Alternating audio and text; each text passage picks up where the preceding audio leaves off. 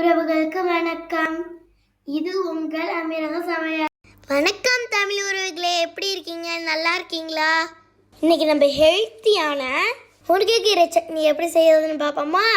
இப்போ அதுக்கு தேவையான சின்ன வெங்காயம், தக்காளி, பெரிய வெங்காயம், பூண்டு இதெல்லாம் நம்ம எடுத்து வச்சுக்கிறோம்.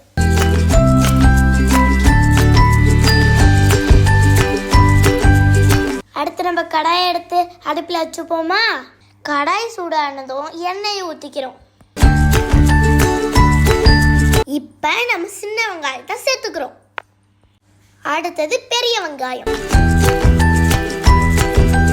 பெரிய வெங்காயம் வதங்குறப்பயே நம்ம பட்டை மிளகாயை சேர்த்துக்கிறோம்.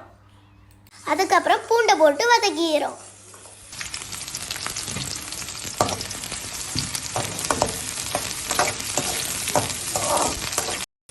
இப்போ நம்ம வரமல்லியை சேர்த்துப்போமா?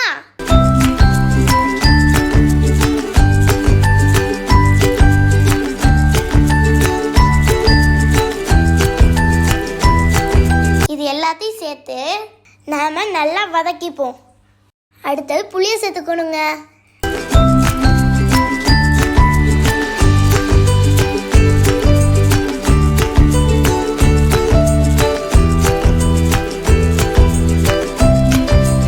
இது நல்லா வதங்கினோன்னா இப்போ நம்ம தக்காளியை சேர்த்துப்போம்.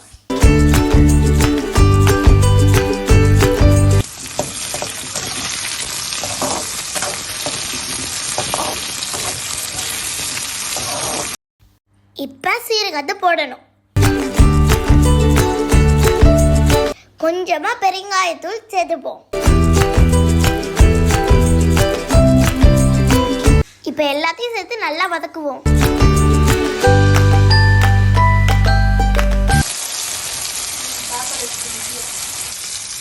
இந்த அளவுக்கு வதங்கி வந்ததும் இப்பதாங்க நம்ம முருங்கைக்கீரையை சேர்த்துக்க போறோம்.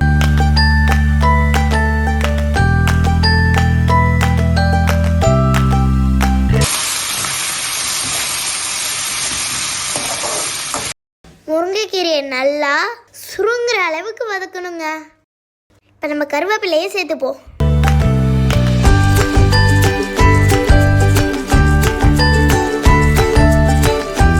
பாருங்க முருங்கைக்கீரை எந்த அளவுக்கு வதங்கி இருக்குன்னு.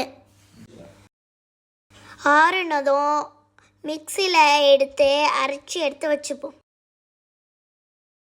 இப்போ நம்ம தாளிப்புக்கு ரெடி பண்ணுவோமா? கடாயில் நல்லெண்ணெயை ஊற்றிக்கிறோம்.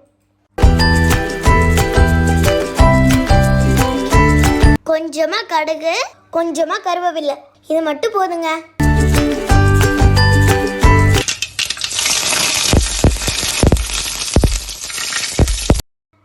நல்லா பொரிஞ்சதும் அந்த சட்னியில் மிக்ஸ் பண்ணிப்போமா?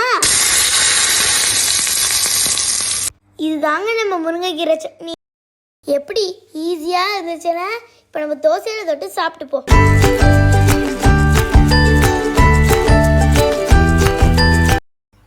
Thank you guys. இந்த வீடியோ உங்களுக்கு பிடிச்சிருந்தா லைக் பண்ணுங்க, ஷேர் பண்ணுங்க, சப்ஸ்கிரைப் பண்ணிடுங்க.